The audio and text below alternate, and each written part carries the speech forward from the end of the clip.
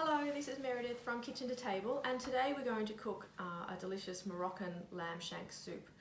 The weather is starting to cool off a little bit, and now is the time for soups. Great for lunch or a dinner, and often soups are packed full of veggies and nutritious things, so a great one-pot meal.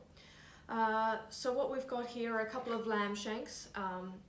You can get these from your local butcher. We have a selection of vegetables which we're going to pop in the food processor and give them a blitz up. It's a great way to get a really nice texture and thickness to the soup.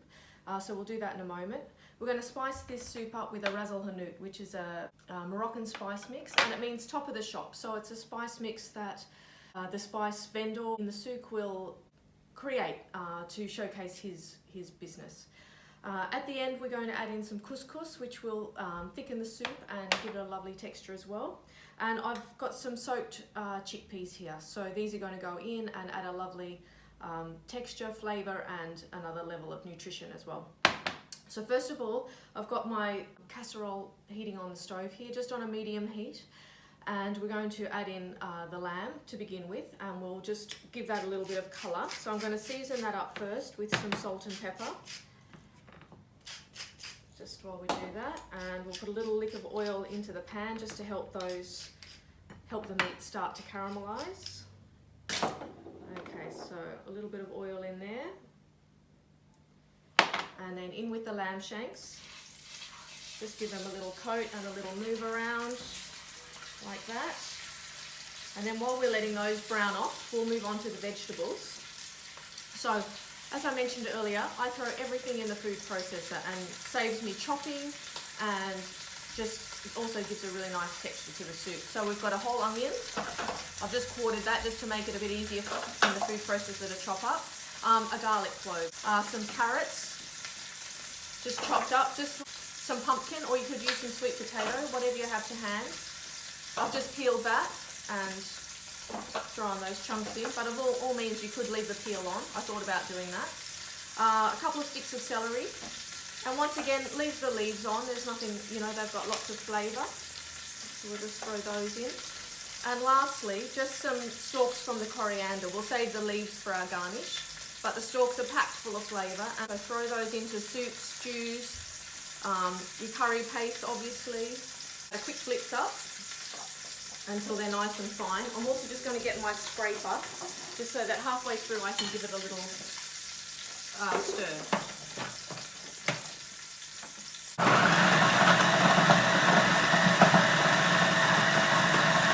I'm just going to stop that now, give it a little scrape down.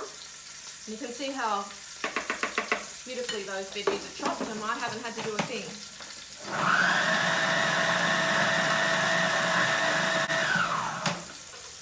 So that's looking pretty good now, and that will be the base for our soup. So just back to the lamb shanks, we'll give those a little turn around. Just brown them on all sides. So as I mentioned with the chickpeas, you can use a can of chickpeas if you prefer. If you've got those in the pantry, that's great. So just give these lamb shanks another spin. We've nearly gone on all sides now, and they're getting lovely and brown.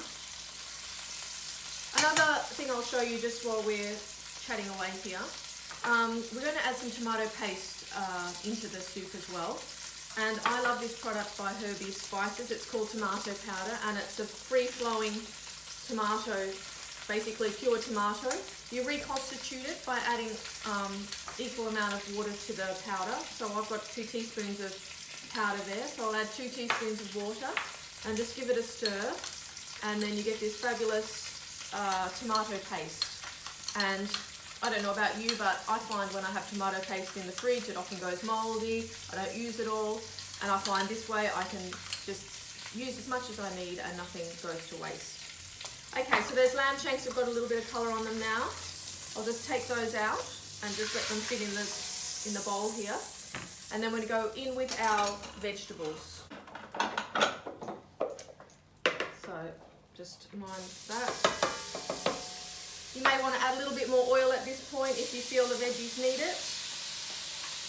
And just scrape all of that goodness into the pot.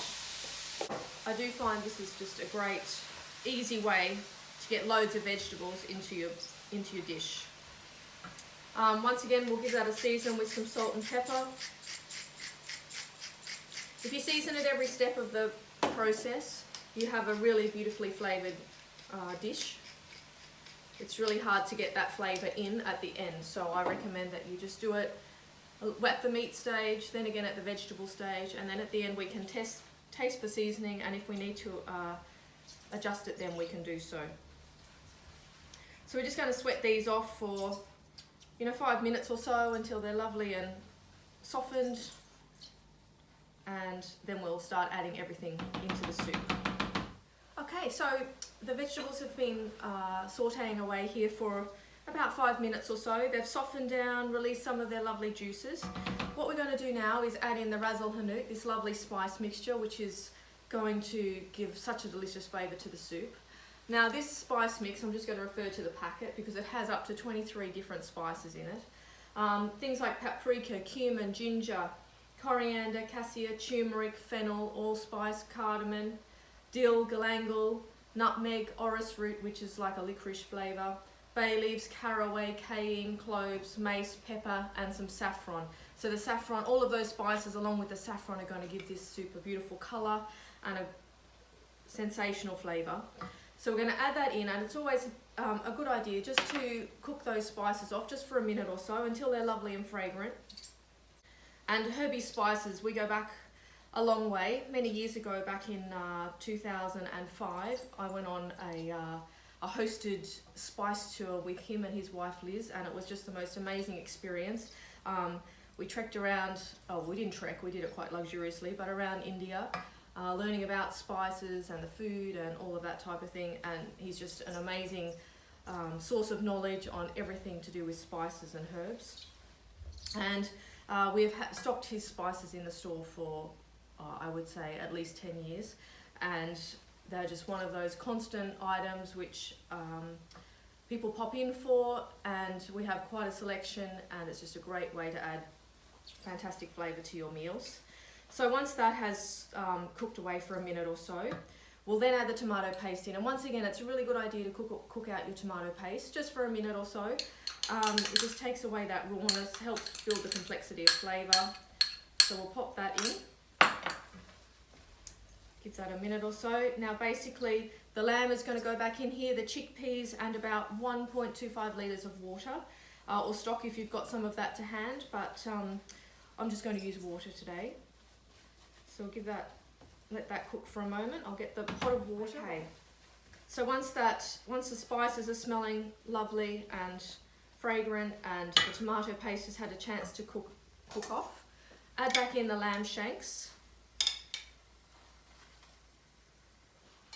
Add the chickpeas in, because these ones, remember, they're just dried chickpeas that have been soaked, so they're going to take some time to cook.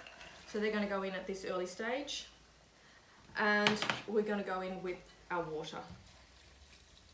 Just going to blip away on the stove now for a couple of hours until the lamb is beautiful and tender and the chickpeas are cooked as well, and then we will come back and shred the meat from the lamb shanks, pop that back in the soup, add the couscous and the final flavourings. Okay, we'll see you in a little while. Thank you. Okay, so we're back after a couple of hours and the lamb has become lovely and tender. I've flaked some off already. The chickpeas are nice and tender as well, and we've got this beautiful, thick, wholesome soup. So what we're going to do now is to add in our couscous. So the couscous will cook in the residual heat of the soup. So we'll add that in now. And just give that a stir, and that helps to thicken up the soup and just give it another lovely texture.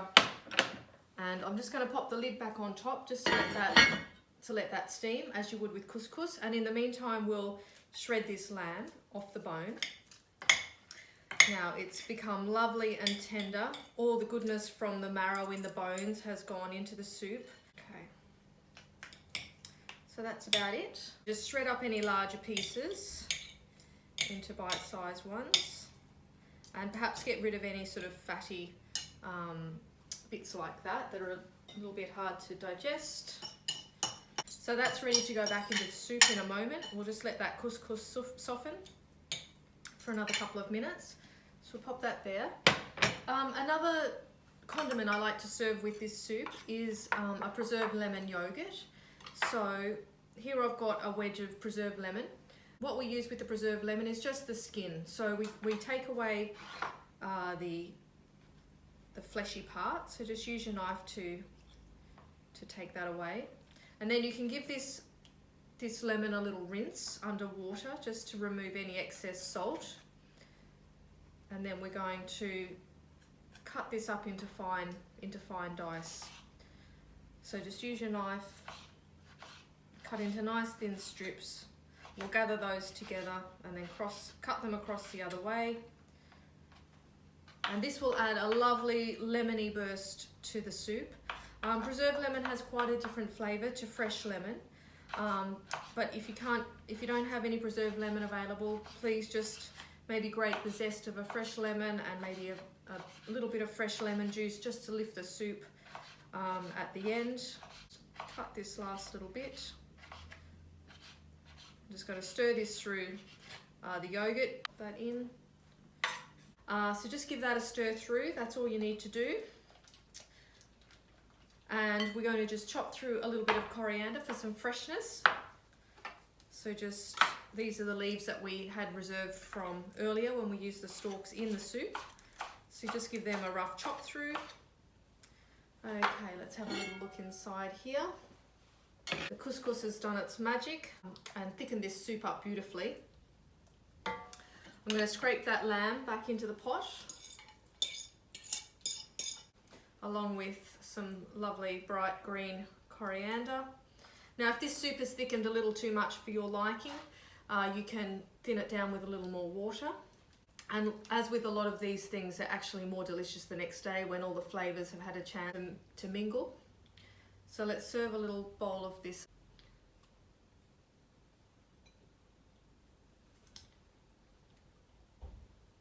Look at that lovely, thick, wholesome, hearty soup. Pop that on the platter. Little dollop of preserved lemon yogurt. Swirl through at the end.